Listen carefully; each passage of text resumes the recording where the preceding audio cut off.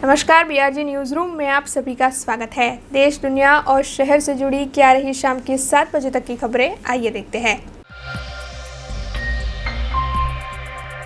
Poland के दी consulate general Damien इर्जाइक ने आज वडोदरा महानगर पालिका में शहर के मेयर केयूर रोकड़िया के साथ एक शुभकामना बैठक आयोजित की, जिसमें महानगर पालिका के कई पदाधिकारी भी उपस्थित रहे। रिपब्लिक ऑफ पोलैंड के दी कॉन्सुलेट जनरल डेमियन इर्जाइक वडोदरा शहर के मेहमान बने हैं। ऐसे में वडोदरा और पोलैंड के बीच संभावित क्षेत्रों में एक दूसरे को सहकार देने के मुद्दे पर आज एक बैठक आयोजित की गई थी। दरअसल इससे शहर के विकास को तेजी मिलेगी, इसीलिए शुभकामना बैठक आयोजित हुई थी। इस शुभकामना बैठक में जनरल डेमियन इर्जाइक को सर सयाजीराव गायकवाड़ के एडमिनिस्ट्रेशन पर आधारित माइनर हिंट्स पुस्तक की भेंट दी गई। इस मुलाकात में शहर की municipal commissioner Shalini Agrawal, mayor Keyur Rokadia, स्थायी समिति के चेयरमैन डॉक्टर हितेंद्र पटेल और डेप्यूटी मेयर नंदाबेन जोशी की उपस्थिति रही। पोलैंडના કોન્સ્યુલેટ જનરલ ડેમિયન ઇર્જાઇક આજે વડોદરાની શુભેચ્છા મુલાકાતે આવ્યા હતા। વડોદરાની અંદર વડોદરા મહાનગરપાલિકા હોય, MS યુનિવર્સિટી હોય કે એના પછી લક્ષ્મી વિલાસ પેલેસ, એ તમામની શુભેચ્છા મુલાકાત કરી હતી। વડોદરાની નજીક ચાંપાનેર બિલ્ડિંગ હોય, સ્ટેચ્યુ ઓફ યુનિટી હોય, એનો પણ તેઓ પ્રવાસ કરવાના છે અને વડોદરાના હેરિટેજ વારસાને લઈને અનેકવિધ ચર્ચાઓ કરી હતી। એની સાથે પોલેન્ડ અને વડોદરાની ટેકનોલોજીનું પણ આદાન પ્રદાન થાય અને સંસ્કૃતિની પણ વાતો અનેકવિધ રીતે ચર્ચાઓ એમની જોડે કરવામાં આવી હતી। આ ચર્ચાઓ ખૂબ પોઝિટિવ રહી હતી। એ ચર્ચાની અંદર ડેપ્યુટી મેયર, સ્ટેન્ડિંગ ચેરમેન, માન્ય મ્યુનિસિપલ કમિશનરશ્રીએ પણ પોતપોતાના અભિપ્રાય અને મંતવ્ય રજૂ કર્યા હતા। पालिका के डोर टू डोर कर्मचारी बीते कई वक्त से परेशानियों का सामना कर रहे हैं। ऐसे में इन सभी कर्मचारियों की समस्या सुलझाने के लिए आज महानगर पालिका में एक बैठक आयोजित हुई थी। दरअसल ये बैठक शहर के मेयर केयूर रोकड़िया की अगुवाई में आयोजित की गई थी। शहर में डोर टू डोर कर्मचारियों को कई शिकायतें हैं और वह कई समस्याओं से भी जूझ रहे हैं। ऐसे में इस मामले को प्रस्तावित करने के बाद आज पालिका की कचहरी पर मौजूद कॉन्फ्रेंस रूम में शहर के मेयर केयूर रोकड़िया की अगुवाई में एक बैठक आयोजित की गई थी। इस बैठक में म्यूनिसिपल कमिश्नर शालिनी अग्रवाल, स्थायी समिति के chairman doctor Hitendra Patel, deputy mayor Nandaben Joshi और डोर टू डोर के इंचार्ज अधिकारी शैलेश नायक की उपस्थिति रही। इस बैठक के दौरान कर्मचारियों की आवाज़ बनने वाले अग्रणी अश्विन सोलंकी को भी बुलाया गया था। बैठक में इन सभी डोर टू डोर कर्मचारियों को न्याय दिया जाएगा, ऐसा आश्वासन दिलाया गया। हालांकि बैठक के दौरान अग्रणी अश्विन सोलंकी जिम्मेदार अधिकारियों पर पुलिस केस की बात पर डटे रहे।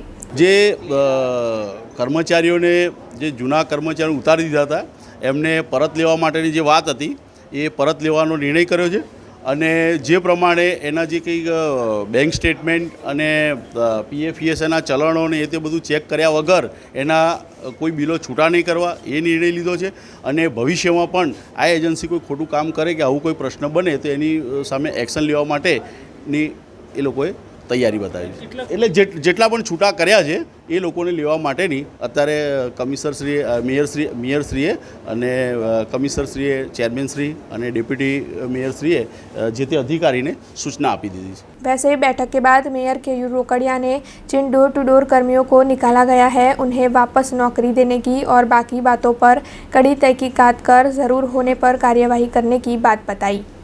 કર્મચારી યુનિયનના એક ભાગના પ્રેસિડેન્ટ એવા અશ્વિનભાઈ સોલંકી અમારી પાસે રજૂઆતો લઈને આવ્યા હતા। આ રજૂઆતો કમિશનરશ્રી, સ્ટેન્ડિંગ ચેરમેન, ડેપ્યુટી મેયરશ્રી, સૌ અધિકારીઓશ્રીની ઉપસ્થિતિમાં રજૂઆતો સાંભળી હતી।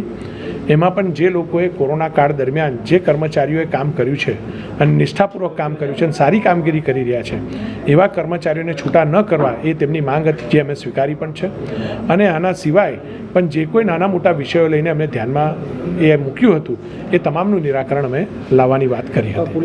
જે રીતે એમને ટોટલ ચર્ચાઓ કરી હતી એની અંદર જે પેમેન્ટ નથી કરવામાં આવતું અથવા ઓછું કરવામાં આવે છે એવી કંઈક વાત હતી, તો એ પણ અમે અમારા અધિકારીશ્રીને સૂચના આપી છે કે તમામના ખાતાઓની અંદર કર્મચારીઓના ખાતાની અંદર કોન્ટ્રાક્ટર પેમેન્ટ કરે અને જ્યારે એનું બેંક સ્ટેટમેન્ટ મૂકે ત્યારબાદ જ કોન્ટ્રાક્ટરનું પેમેન્ટ રિલીઝ કરવું એવી અમે સ્ટેન્ડિંગ સૂચના આપી દીધી છે। बीएसएफ के 100 जितने जवानों की ओर से कश्मीर से दांडी तक एक साइकिल यात्रा का आयोजन किया गया है। दरअसल फिट इंडिया मूवमेंट को बढ़ावा देने के लिए ये साइकिल यात्रा आयोजित की गई है, जो आज वडोदरा शहर आ पहुंची है। देश की सरहदों की सुरक्षा के लिए दिन रात तैनात रहते बॉर्डर सिक्योरिटी फोर्स यानी कि बीएसएफ के जवानों ने जम्मू कश्मीर से दांडी तक की 1993 किलोमीटर की एक अनोखी साइकिल यात्रा का आयोजन किया है, जिसका उद्देश्य फिट इंडिया मूवमेंट को बढ़ावा देना है। गांधी जयंती के दिन ये साइकिल यात्रा दांडी पहुंचेगी और राष्ट्रपिता महात्मा गांधी को श्रद्धांजलि देगी। ऐसे में ये साइकिल यात्रा अब वडोदरा शहर आ पहुंची है। इस साइकिल यात्रा का शहर के अटलादरा स्वामीनारायण मंदिर पर संतों की ओर से स्वागत किया गया। इस मौके पर बीएसएफ के कमांडेंट AK तिवारी भी उपस्थित रहे और उनकी ओर से साइकिल यात्रा के बारे में जानकारी दी गई।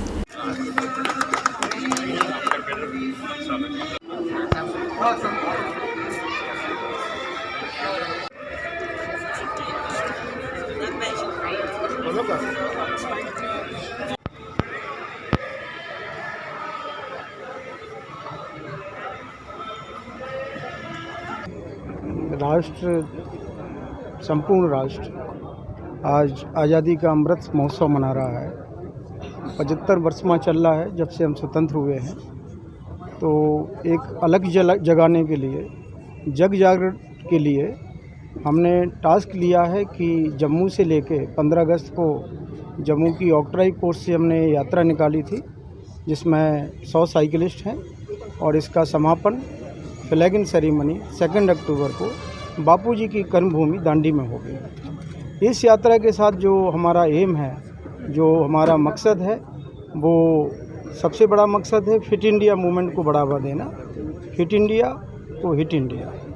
इसके अलावा एक भारत श्रेष्ठ भारत, देश के कोने कोने से बहादुरों का दल बीएसएफ ने, जो जिसको राष्ट्र की सीमा की, देश की प्रथम पंक्ति भी बोलते हैं सुरक्षा की, उन्होंने ये यात्रा तकरीबन 2000 किलोमीटर से अधिक है और इसका समापन हम 2 अक्टूबर को बापू की कर्मभूमि दांडी में करेंगे, जिसका मैंने बतलाया। फिट इंडिया, आपका स्वच्छ भारत, एक भारत श्रेष्ठ भारत, आपका ग्रीन विलेज, क्लीन विलेज और आत्मनिर्भर भारत का हम संदेश लेके जन जागरण में एक जागृति फैलाने निकले हैं, जिससे देश स्वस्थ रहे, स्वच्छ रहे और उन्नति करे। इसकी यात्रा वैसे 1900 किलोमीटर को हमने पार कर लिया है और ऐसी पुण्य भूमि पर जगह जगह आते हैं तो यात्रा और बढ़ जाती है और अच्छा लगता है और हमें ऊर्जा मिलती है।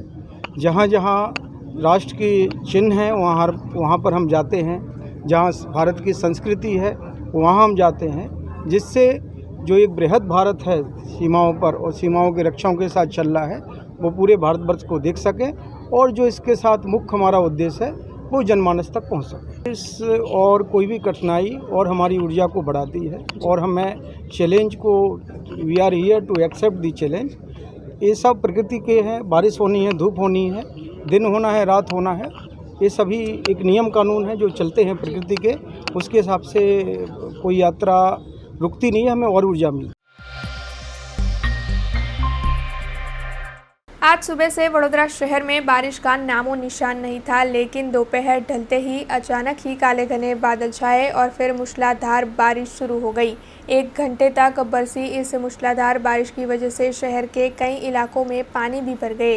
ये दृश्य डांडिया बाजार रावपुरा इलाके के हैं, जहां पर पानी ही पानी नजर आ रहा है। दरअसल अचानक शुरू हुई बारिश की वजह से आवाजाही करने वाले लोग रास्तों पर ही फंस गए और फिर पानी में उनके वाहन भी बंद हो गए।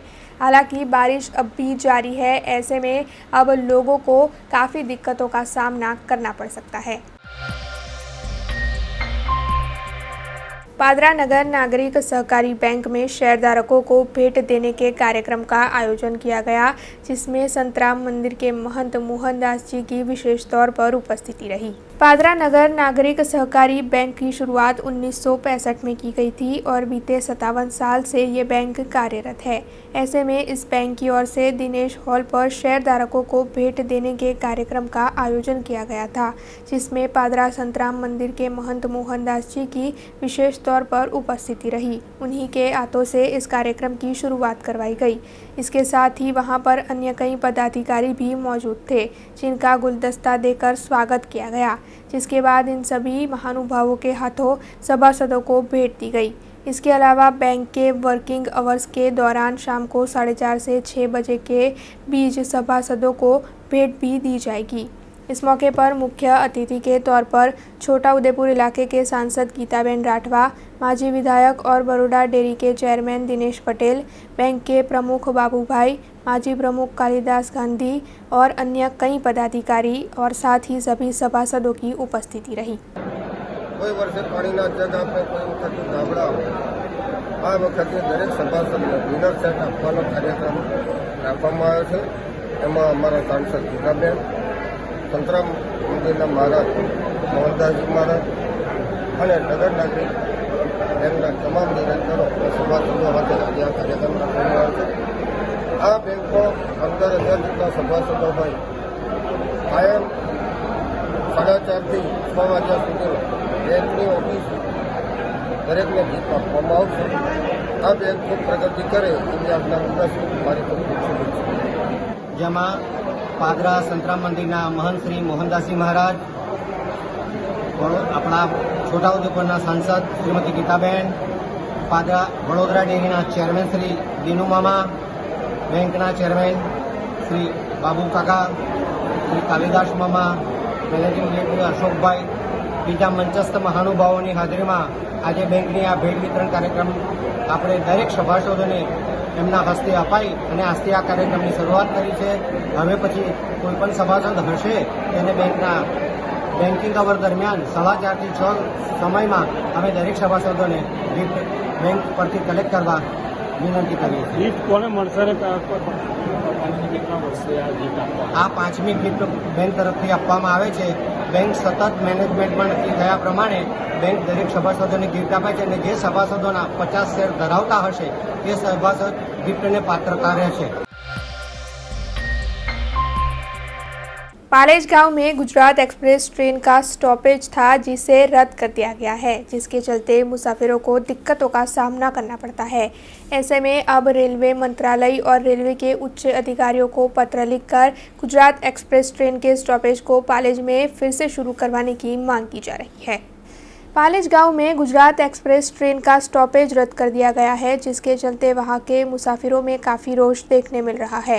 दरअसल इस ट्रेन के स्टॉपेज के रद्द हो जाने से मुसाफिरों को कई दिक्कतें होगी, जिसके चलते आज गुजरात एक्सप्रेस ट्रेन का स्टॉपेज पालेज में फिर से शुरू करने के लिए रेलवे के उच्च अधिकारी, नए रेल मंत्री, रेल मंत्रालय दिल्ली और वडोदरा के DRM साहब को पत्र लिखा गया है।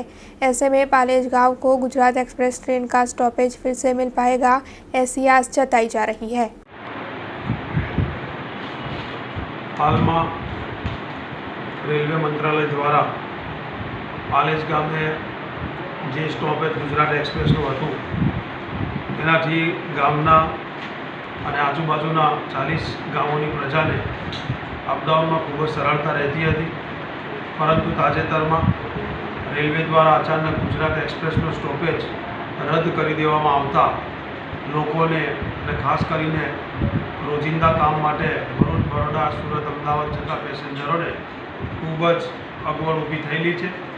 જે બાબતે પેસેન્જર એસોસિએશન તરફથી મને રજૂઆત મળતા મેં તારીખ 24/9/2021ના રોજ વડોદરાના માનનીય DRM સાહેબને તથા નવા ભરાયેલા રેલવે મંત્રી શ્રીમતી દર્શનાબેન મેડમને, માનનીય સાંસદ શ્રી મનસુખભાઈ વસાવા સાહેબ તથા રેલ ભવન, રેલ મંત્રાલય દિલ્હીને લેખિતમાં જાણ કરી ગુજરાત એક્સપ્રેસ ટ્રેનનું સ્ટોપેજ ફરીથી ચાલુ કરવા માટે માગણી કરેલી છે।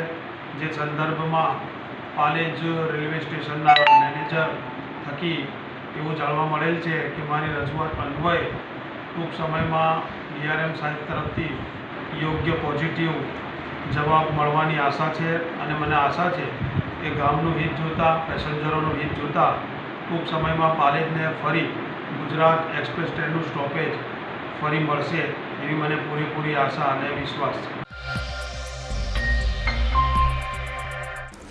जाफराबाद में लगातार हो रही बारिश के चलते वहां के मछुआरों की स्थिति काफ़ी ख़राब है। दरअसल पहले कोरोना महामारी की वजह से मछुआरों को आर्थिक दिक्कतों से जूझना पड़ा, जिसके बाद अब हो रही बारिश की वजह से मछुआरे आर्थिक दिक्कतों का सामना कर रहे हैं। ऐसे में इन सभी मछुआरों की ओर से सरकार उनके लिए कोई पैकेज घोषित करे, ऐसी मांग की जा रही है। जाफराबाद, राजपरा, नवा बंदर, शियालबेट, इन 4 बंदरों में बुबला नाम की मछली काफ़ी प्रख्यात है और दूर दूर तक दरिए में फिशिंग कर इस मच्छी को लाया जाता है। लेकिन लगातार बारिश की वजह से ये मच्छियाँ इस बार नहीं आ रही है, जिसकी वजह से मछुआरों की स्थिति काफ़ी बुरी है। दरअसल पहले कोरोना महामारी, फिर ताउते तूफ़ान और अब गुलाब तूफ़ान की वजह से मछुआरों को काफ़ी दिक्कतें हो रही है। ऐसे में मछुआरों की मांग है कि सरकार उनके लिए कोई राहत पैकेज घोषित करे, जिसके चलते उन्हें आर्थिक दिक्कतों का सामना ना करना पड़े।